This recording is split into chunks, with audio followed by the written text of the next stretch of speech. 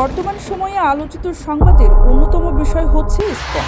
কয়েকদিন ধরে ইসকনের ধর্মীয় গুরু চিন্ময় দাসকে নিয়ে সারা দেশব্যাপী শুরু হয়েছে নানা আলোচনা সমালোচনা। প্রশ্ন হলো, এই ইসকন কি আর কি বা উদ্দেশ্য নিয়ে তারা এই সংগঠনটি চালায়?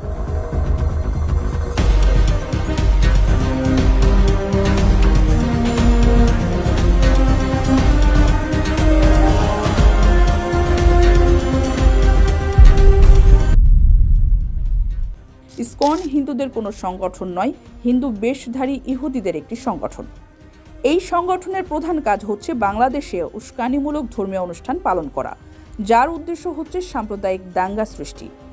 আপনাদের জেনে রাখা দরকার, ইসকনের সৃষ্টি কিন্তু ভারতে নয়, আমেরিকার নিউ ইয়র্কে, মাত্র 50 বছর আগে 1966 সালে। সংগঠনটির প্রতিষ্ঠাতার নাম অভয় চরণারবিন্দ ভক্তি বেদান্ত স্বামী প্রভুপাদ।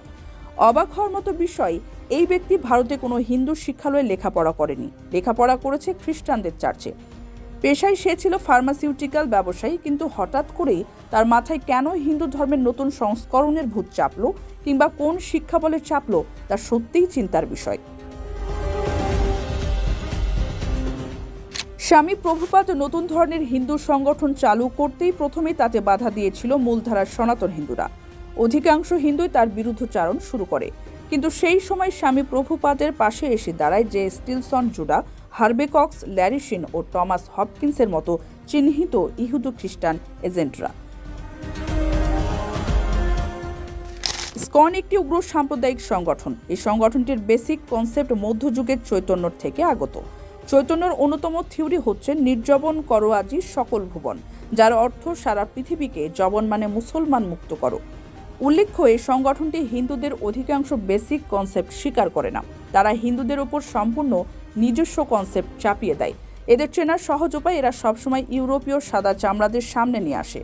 সংগঠনটি মূলত এনজিও টাইপ। এরা নিম্নবর্ণের হিন্দুদের দলে ভিড়িয়ে দল ভারী করে।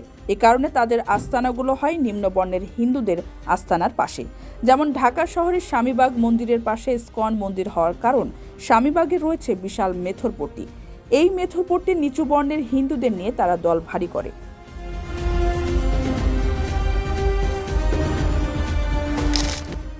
সিলেটেও ইসকনদের প্রভাব বেশি, কারণ চা শ্রমিকদের একটি বিরাট অংশ নিচু বর্ণের হিন্দু। এদেরকে দলে নিয়ে সহজে কাজ করে তারা। বর্তমানে ইসকন চালায় ডাইরেক্ট ইহুদিরা। ইসকনের মূল নীতি নির্ধারকদের প্রায় অর্ধেক হচ্ছে ইহুদি, এমনটাই দাবি করেছিলেন এক ইসকন নেতা। প্রশ্ন হলো, বাংলাদেশে ইসকন কি চায় এবং কি করে? স্বাভাবিকভাবে ইসকনের কর্মকাণ্ড শুধু নাচ মনে হলেও আদৌ তা নয়।